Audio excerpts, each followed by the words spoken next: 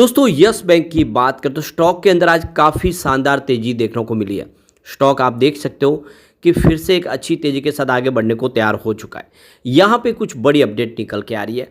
जैसे कि पिछले दिनों अगर आप देखें तो यस बैंक ने लगातार लोगों को अपनी तरफ आकर्षित करने के लिए ब्याज दर में काफ़ी शानदार तरीके से उनको राहत दी। दूसरी बैंकों के मुकाबले उन्होंने इंटरेस्ट रेट काफ़ी हाई रखी, लेकिन अब यहाँ पे बैंक अपने प्रॉफिट को बढ़ाने की तरफ फोकस कर रहे और इसका नज़रिया यहाँ पे इस वीडियो के माध्यम से हम जानेंगे। दूसरी तरफ देखें तो राणा कपूर को लेकर बहुत बड़ी ब्रेकिंग न्यूज़ निकल के आ रही है।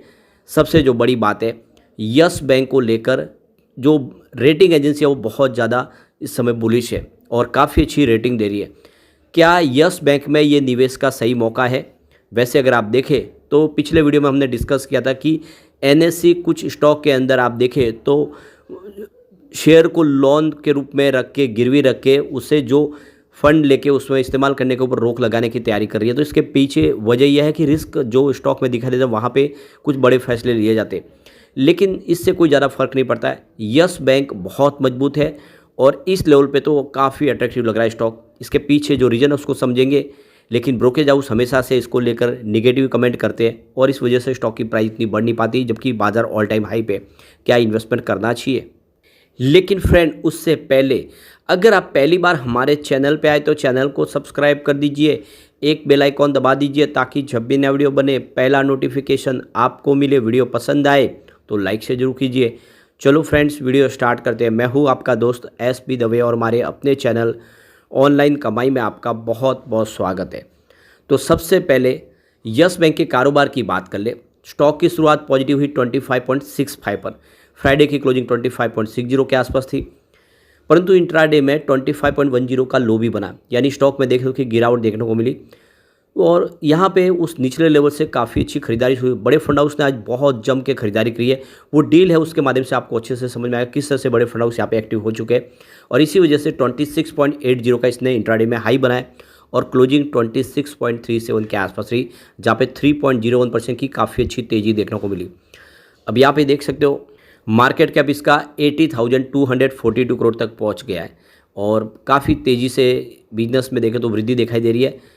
यहाँ पे वॉल्यूम भी ज़बरदस्त बढ़ा। आज पिछले एक महीने पहले इसका 27 करोड़ का वॉल्यूम था, 9 करोड़ की डिलीवरी उठाई गई थी। 1 वीक पहले 48 करोड़ का वॉल्यूम हुआ था, सामने 14 करोड़ की डिलीवरी उठाई गई और फ्राइडे को 25 करोड़ का वॉल्यूम हुआ था, 8 करोड़ की डिलीवरी उठाई गई थी, लेकिन आज 44 करोड़ का ज़बरदस्त वॉल्यूम हुआ, यानी काफ़ी दिनों बाद बड़े फंड हाउस ने जम के खरीदारी शुरू की है यस बैंक के अंदर। अब यहाँ पे जो बड़ी ब्रेकिंग न्यूज़ निकल के आ रही है, अब जैसे कि आपको पता ही होगा कि राणा कपूर यस बैंक के फाउंडर है जिन्होंने यस बैंक की शुरुआत की थी, लेकिन 2018-19 से उन्होंने बहुत सारे यहाँ पे घोटाले किए, ऐसे लोन बांटे जो सारे एनपीए बन गए और उसकी वजह से बड़ा सख्त कदम उठाया गया। आरबीआई की तरफ से राणा कपूर को जेल में डाला गया और इसकी कमान एसबीआई को सौंपी गई। अब यहाँ पे जो बड़ी अपडेट निकल के आ रही है, राणा कपूर के ऊपर यहाँ पे एक बुक प्रकाशित की गई है। तो ये देख सकते हो कि ये जो राणा कपूर के ऊपर जो बुक बनाई नया, जिसका जो टाइटल है yes man the untold story of Rana Kapoor, तो इसके ऊपर रोक लगा दी गई है दिल्ली हाई कोर्ट की तरफ से। तो देख सकते हो कि दिल्ली कोर्ट ने जो फैसला दिया है, तो ये उन्होंने राणा कपूर ने इसके खिलाफ जो जर्नलिस्ट है पवन सिंह लाल, जिन्होंने 2020 के अंदर देखे तो पूरी की पूरी जो राणा कपूर की किस तरह से उन्होंने फ्रॉड किया उसके ऊपर एक किताब लिखी है और ये किताब देखिए इसमें राणा कपूर को किस तरह से उसमें बताया गया कि उन्होंने वजह से किस तरह से अपने खुद के फ़ायदे के लिए किस तरह से उन्होंने बैंक के साथ धोखाधड़ी की है। तो इन सब के ऊपर जो ये किताब इन्होंने प्रकाश की थी उसके ऊपर कोर्ट में गए थे उसके खिलाफ वो राणा कपूर, और अब फैसला राणा कपूर के फेवर में है और इस किताब के सर्कुलेशन और यहाँ पे देख लो कि इसके सेल के ऊपर रोक लगा दी गई है। फिलहाल राणा कपूर का कहना है कि इस बुक के माध्यम से देखें तो उनके जो फंडामेंटल राइट्स है उसका वायलेशन हुआ है। उनका कहना था कि इस बुक की वजह से उनकी जो इमेज है वो ख़राब हुई है और उनकी मानहानि हुई है और इसीलिए ये बुक को रोकने के लिए वो कोर्ट गए थे। तो फिलहाल देख सकते हो कि यहाँ पे इसके ऊपर रोक लग चुकी है और देख सकते हो पिछले दिनों राणा कपूर को जेल से भी बाहर निकाला गया, उनको यहाँ पे एक तरह से बेल मिल चुकी है और कोर्ट ने भी टिप्पणी सख्त की थी कि जितना बड़ा चढ़ा के राणा कपूर को इसमें मुलजिम साबित किया जा रहा है उतना नहीं हुआ है, उनकी वजह से बैंक को ज़्यादा उतना नुकसान नहीं हुआ है, ऐसे कमेंट भी आए थे। तो फिलहाल आप देखोगे राणा कपूर को राहत मिली है, उनके खिलाफ जो एक तरह से ये बुक के माध्यम से एक और नई शुरुआत होती है उसके ऊपर तो फिलहाल रोक लगी है, क्योंकि ये बुक अब सेल नहीं की जा सकती। अब यहाँ पे देख सकते हो कि मूडीज का जो कहना है कि आने वाले 12 से 18 महीनों के अंदर यस बैंक की स्थिति और मजबूत हो सकती है। यस बैंक के जितने भी आप देखो ब्रांचेज वगैरह काफ़ी अच्छा प्रदर्शन कर रही है, जो ऋण देने की क्षमता वो बढ़ रही है, और इसी वजह से देखें तो उन्होंने इसकी रेटिंग को बढ़ा दिया है। उनका कहना है कि एनपीए काफ़ी नीचे आ गया है और कंपनी लगातार अपने बिजनेस में गुणवत्ता के साथ आगे बढ़ रही है और एक एसेट क्वालिटी में काफ़ी अच्छा सुधार हो रहा है। तो ये एक तरह से देखें तो इसके लिए बेनिफिट दिखाई दे रहा है, क्योंकि आप समझ ही सकते हो कि यस बैंक के लिए जो सबसे बड़ी प्रॉब्लम थी उसकी इमेज को बनाना वो जो बन चुकी है, और अब इसका ये नतीजा निकल के आ रहा है कि यस बैंक अब अपने प्रॉफिट पे फोकस कर रहे हैं। और ये क्लियरली आप देखो कि अब जो बैंकों की तरफ जो एफडी यहाँ पे ऑफर की जा रही है, जिसमें यस बैंक ने दूसरी बैंकों के मुकाबले एफडी पे इंटरेस्ट रेट काफ़ी कम रखा है, क्योंकि अब लोग भरोसा करने लगे और ऑलरेडी उनके पास काफ़ी ज़्यादा एफडी आने लगे। तो यहाँ पे देखिए बंधन बैंक फिलहाल जो आम नागरिक है तो उनके लिए 1 साल की एफडी पर 7.85% का ब्याज दे रहे हैं। इसके अलावा अगर आप देखें तो इंडसइंड बैंक इस समय जो आम नागरिक है उनको 1 साल की एफडी के ऊपर 7.75% का ब्याज प्रोवाइड कर रहे हैं। दूसरी तरफ अगर हम देखें तो आरबीएल बैंक की तरफ से भी आम नागरिकों को 1 साल की एफडी पर 7.50% का ब्याज दिया जा रहा है। लेकिन यस बैंक आम नागरिकों को जो एफडी के ऊपर इंटरेस्ट रेट है वो 7.25% ही दे रहे हैं।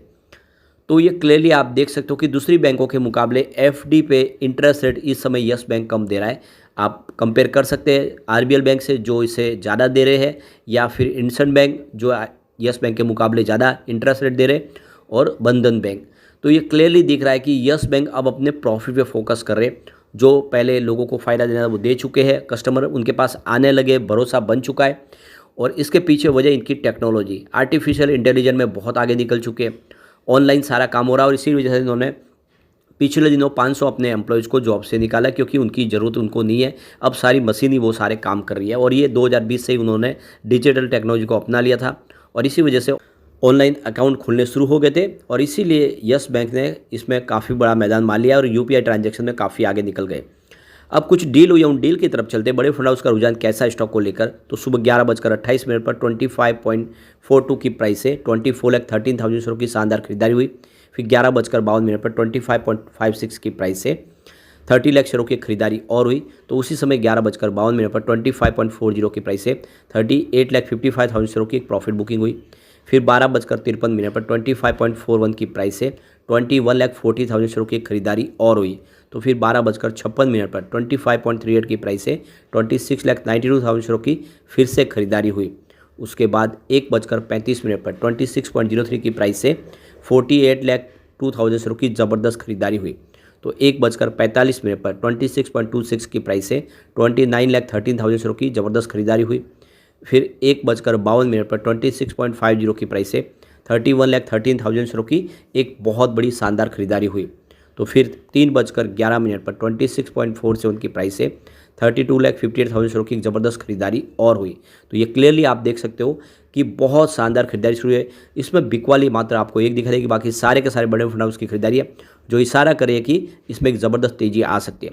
फिलहाल इसके लिए जो सबसे बड़ी प्रॉब्लम है वो है, फिलहाल जो मार्केट एनालिस्ट है वो इसको सेल की ही रेटिंग ज़्यादा दे रहे हैं। फिलहाल आप देख ही सकते हो यहाँ पे होल्ड की रेटिंग देने वाले 3 हैं जो लगातार बने हुए पिछले एक सप्ताह 1 महीने से, लेकिन सेल की रेटिंग देने वाले भी सामने 3 हैं जो लगातार बने। उसके अलावा स्ट्रॉन्ग सेल की रेटिंग देने वाले 6 हैं। तो टोटल सेल की रेटिंग वाले यहाँ पे देखें तो 9 दिखाई देंगे और सामने होल्ड वाले 3 हैं। वो यही इसके लिए सबसे बड़ी प्रॉब्लम है। लेकिन कुल मिला के अगर आप लॉन्ग टर्म इन्वेस्टर हैं तो बिल्कुल इसमें निवेश करिए। ये स्टॉक अभी दौड़ना शुरू हुआ है, बहुत आगे जाना इसको बाकी है। लेकिन फ्रेंड, कोई भी इन्वेस्टमेंट करने से पहले अपने फाइनेंशियल एडवाइजर से बढ़वे ले ले या अपना खुद का रिसर्च करें, क्योंकि मैंने वीडियो आपके एजुकेशनल पर्पज़ के लिए ही बनाया। वीडियो पसंद आए तो लाइक से जरूर कीजिए और चैनल को सब्सक्राइब कर दीजिए। Thank you friends.